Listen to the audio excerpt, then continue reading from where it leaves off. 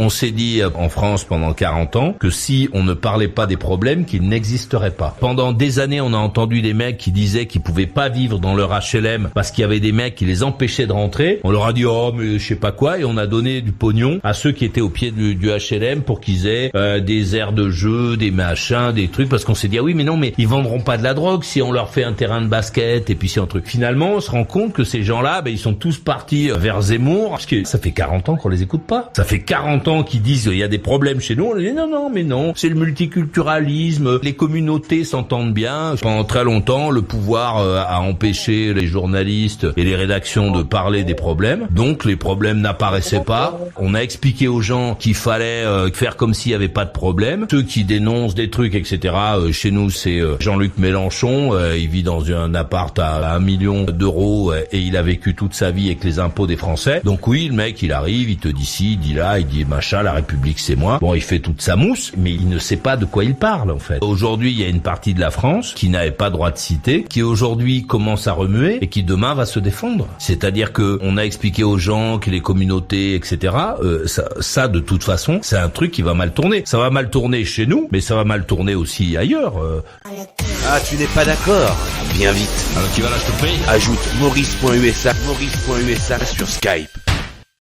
Ça veut dire qu'il ne faut plus que la police arrête qui que ce soit dans le pays. Être 3 sur une mobilette, c'est un truc con. Tous ceux qui font des trucs cons doivent pouvoir continuer à les faire. Parce que sinon, les parents débarquent avec les larmes aux yeux en disant aïe, mon enfant est tombé parce que la police les a poursuivis. Donc très bien. On va demander donc à la police de ne plus arrêter personne. Mais lorsque quelqu'un poursuivra ces mêmes enfants à la sortie de l'école pour leur mettre un coup de surin, pour leur arracher leur téléphone ou pour prendre la mobilette qu'ils ont, il ne faudra pas s'étonner que les policiers laissent faire. Donc on va se créer une police à laquelle on va dire vous êtes une présence, vous êtes là pour vous faire insulter, pour éventuellement vous faire détrousser. Le commissariat sera sans doute attaqué comme ça arrive déjà chez nous assez régulièrement, et forcément une partie de la population sera en danger. Laissons les policiers se promener dans la rue en sifflotant, et surtout pas de vagues. N'arrêtez personne. Ensuite les gens seront énervés, viendront dire oui, mais lorsqu'on appelle la police, elle ne vient pas parce qu'elle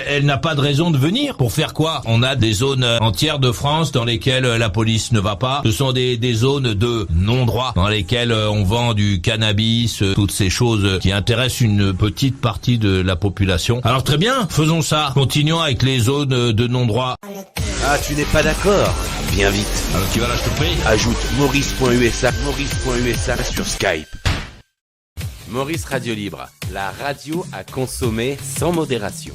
Maurice Radio Libre, la radio qui écoute et transmet l'histoire des gens. Tu vois, moi j'ai pour principe de ne pas essayer de faire de polémique avec ma religion et je ne souhaite pas en faire. Et ce que je vois depuis maintenant plus de 18 ans, 19 ans, depuis, ça devient incessamment... on a basculé en fait, enfin moi je parle pour moi, je parlais pour moi, j'ai basculé dans un monde où avant, pour te dire les choses Camille, j'étais l'arabe, le bougnou, le bico, le raton et toutes ces insultes, tous ces qualificatifs que j'ai souvent entendus derrière mon dos. Et d'un coup, on est basculé dans un autre domaine, c'est-à-dire le mec avec le couteau entre les dents prêt à égorger des gens. Alors, moi, je ne vais pas revenir encore sur tout ça. Je vais juste le faire une dernière fois pour que ce soit bien clair. Je ne corresponds en aucun cas à ces gens-là.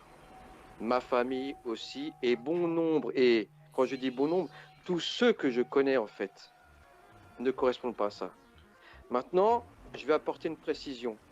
Dans l'islam, il est dit que, par exemple, pendant le ramadan, il y a des périodes où les gens peuvent ne pas jeûner. Cette période-là ne peuvent pas la jeûner certaines personnes, la femme enceinte, le malade, mais aussi celui qui a des troubles mentaux, jusqu'à ce qu'il recouvre la raison. Ce qui veut dire aussi qu'on considère dans notre religion qu'il y a des gens qui pètent les carrés, qui deviennent troublés à un point pour comprendre ce qu'ils font. Moi, j'aimerais bien qu'on se dise à un moment donné aussi, pour que les choses soient apaisées, parce qu'en fait, c'est ce que je cherche. Parce que moi, je suis adulte, mais je pense à ceux qui sont plus jeunes que moi et j'ai des enfants. Et cette situation-là, moi, je la vis, je me défends, je suis en train de parler, enfin, je me défends. Vous comprenez le mot, vous entendez le mot, je me défends. Je me défends d'être comme un criminel. C'est quand même grave. Alors maintenant, vous me disiez, oui, désolidariser, il n'y a pas de problème. Les victimes, elles ne sont pas musulmanes. Le mec, c'est pas un musulman. Donc j'estime, moi, que les victimes appartiennent à toute la France. C'est-à-dire que toute la France devrait manifester, en fait. Parce que votre principe de dire, vous les musulmans, vous devriez être dehors, pendant que vous seriez aux fenêtres pour regarder, ça, je trouve ça aussi inadmissible. Alors moi, je vais ajouter un truc quand même. Moi, je suis un basané, donc on me voit sur la caméra. Je suis un basané et quand j'arrive quelque part, s'il y a des gens qui ont, tu vois qu'il y a des gens qui ont peur, par exemple, dans certaines circonstances, je le comprends, moi. Je comprends. Parce que c'est vrai qu'il y a plein de mecs basanés qui font des trucs bizarres. Il y en a énormément. Donc je comprends effectivement que les mecs puissent se dire, oh là, surveillons-le celui-là, qu'il nous fasse pas un truc pourri.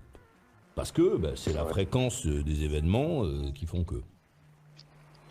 Pourquoi est-ce que ce serait anormal que les gens, quand un musulman arrive aujourd'hui, là, en 2019, en octobre 2019, après tout ce qu'on a vécu quand même, pourquoi est-ce que les musulmans ne trouvent pas normal que ceux qui ne le sont pas, quand quelqu'un se déclare musulman, ou quand quelqu'un ressemble à quelqu'un qui pourrait être un musulman, pourquoi est-ce qu'ils ne comprennent pas que les autres puissent avoir peur ?